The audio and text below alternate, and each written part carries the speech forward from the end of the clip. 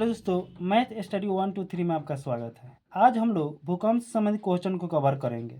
भूकंप को इंग्लिश में बोलते हैं अर्थक्वेक। भूकंप किसे कहते हैं? जब पृथ्वी के भूपटल में आंतरिक या बाह्य बलों के द्वारा जब कंपन होता है तो उसे भूकंप कहते हैं। यानी आंतरिक यानी अंदर या बाहर से बल रहेगा तो पृथ्वी क्या करेगी? कंपन करके हिलेगी, उसी को हम लोग भूकंप बोलेंगे। या ऐसे भी आंसर हो सकता है भूकंप किसे कहते हैं। पृथ्वी के हिलने डुलने या की प्रक्रिया को भूकंप कहते हैं। जहाँ भूकंप की उत्पत्ति होती है उसे क्या बोलते हैं? फोकस। देखिए यहाँ पे भूकंप की उत्पत्ति हो रही है, इसको क्या बोलेंगे? फोकस बोलेंगे। भूकंप की उत्पत्ति के दौरान जब पृथ्वी के भूपटल पर जिस स्थान पर सबसे पहले भूकंपी लहरें पहुंचती है तो उसे अधिक केंद्र बोलते हैं। भूकंप का अध्ययन किसमें किया जाता है? तो सिस्मोलॉजी में। भूकंपीय लहरों का लेखन किस पे किया जाता है? तो सिस्मोग्राफ पर। भूकंप की तीव्रता किस स्केल से मापा जाता है? तो रिएक्टर स्केल से। रिएक्टर पर कुल अंकों की संख्या कितनी होती है? यानी रिएक्टर स्केल पर कुल अंकों की संख्या कितनी होती है? तो 0 से 9 तक होती है। कुछ यंत्र दिया गया है, उसका मापन दिया गया है।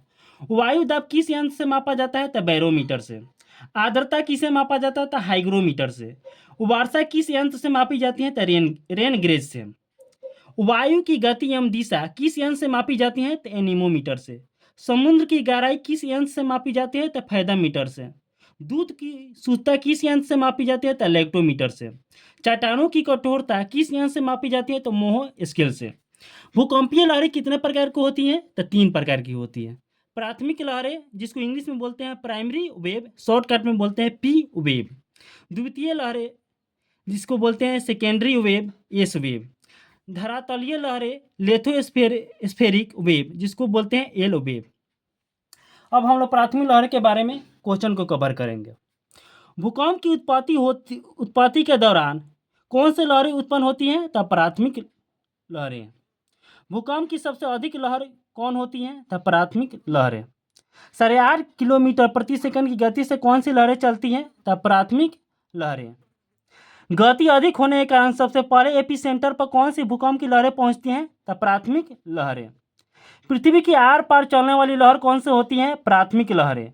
ठोस, द्रव्य और गैस अवस्था में कौन सी भूकंप की लहरें चलती है? तब प्राथमिक लहरें। प्राथमिक लहरों से कम क्षति होती है, यानी कम नुकसान होती हैं। इस तरह के लहरें ग्रेनाइट से निर्मित भूभागों से होकर चलती है। यानी प्राथमिक लहरें जो होती है ग्रेनाइट से निर्मित जमीन से होकर चलती हैं, जिसको हम लोग पीजी लहर भी कहते हैं। अब हम लोग द्वितीय लहर के से संबंधित क्वेश्चन को कवर करेंगे। प्राथमिक लहरों के बाद कौन सी लहर उत्पत्ति होती है? तो द्वितीय लहरें।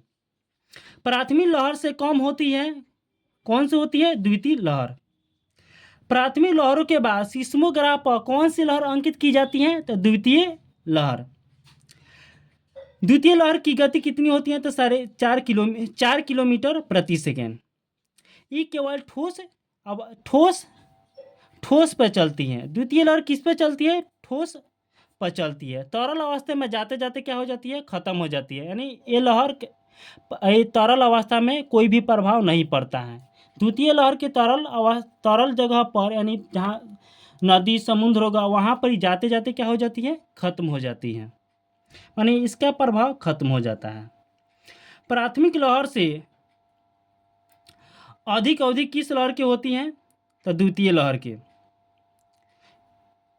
प्राथमिक द्वितीय प्राथमिक लहर की समय की अवधि अधिक होती है, द्वितीय लहर की समय की अवधि कम होती है। प्राथमिक लहर क्षति कम करती है, द्वितीय लहर क्षति अधिक करती है, यानी नुकसान ज़्यादा करती है। अब हम 3 नंबर पे धरातलीय लहरें। बाद में लहरें की उत्पत्ति होती है, यानी द्वितीय लहर के बाद कौन सी लहर की उत्पत्ति होती है? तो धरातलीय लहरें। जमीन पर चलती है कौन सी लहर? धरातलीय लहरें। सबसे अधिक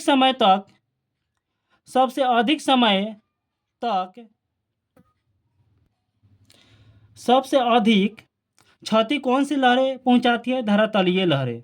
सबसे विनाशकारी लहर किस भूकंप की लहर को बोलते हैं? तो धरातलीय लहर के। अब कुछ जगह पर भूकंप आए हैं, उससे संबंधित क्वेश्चन आप लोगों के एग्जाम में आते हैं। कोलकाता का भूकंप कब आया था? तो 1735 ईस्वी में। कुमाऊँ उत्तराखंड में भूकंप कब आया था? तो 1906 ईस्वी में। कच्छ गुजरात में भूकंप कब आया था? तो 1918 ईस्वी में। जापान में भूकंप कब आया था? तो 1921 ईस्वी में। बिहार में भूकंप कब आया था?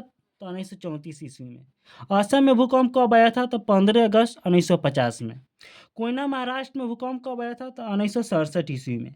का कांसू प्रांत चीन में भूकंप कब आया था? तो 1974 ईस्वी में। दरभंगा बिहार में भूकंप कब आया था? 1988 ईस्वी में।